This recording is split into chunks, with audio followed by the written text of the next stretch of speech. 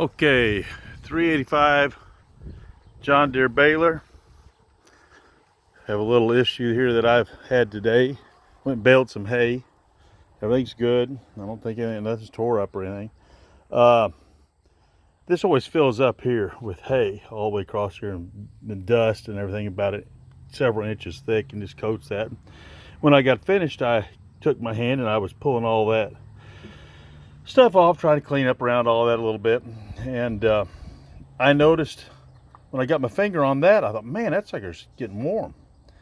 And that's where the gearbox is, right? That's part of the gearbox, as you can see there. And so anyway, I went to get the pressure washer real quick, and I washed off all this stuff. It just took a second or two, blew it all off. Got a wrench and worked this little plug out of it, and you can see it's all cruddy. It's full. It's over full because it's got water in it.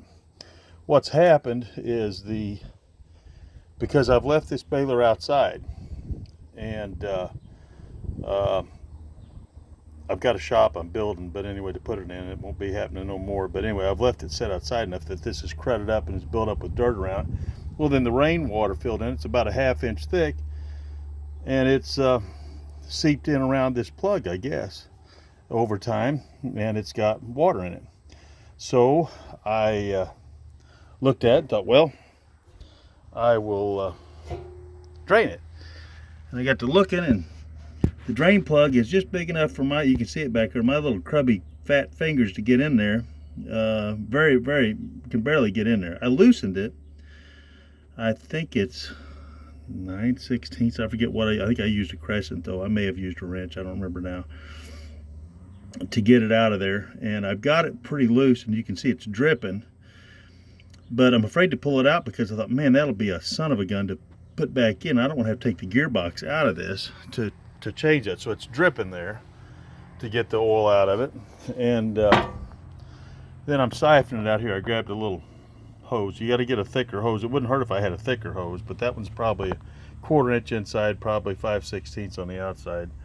But I'm putting it down here in an old Valvoline can, and it's siphoning out of there as we speak. And I don't plan on using this next few days, so it'll probably be a week to 10 days. So I'll leave it sit there and let it siphon off as much as it will, and hopefully it'll drip out of there. And then all I have to do is just tighten that loose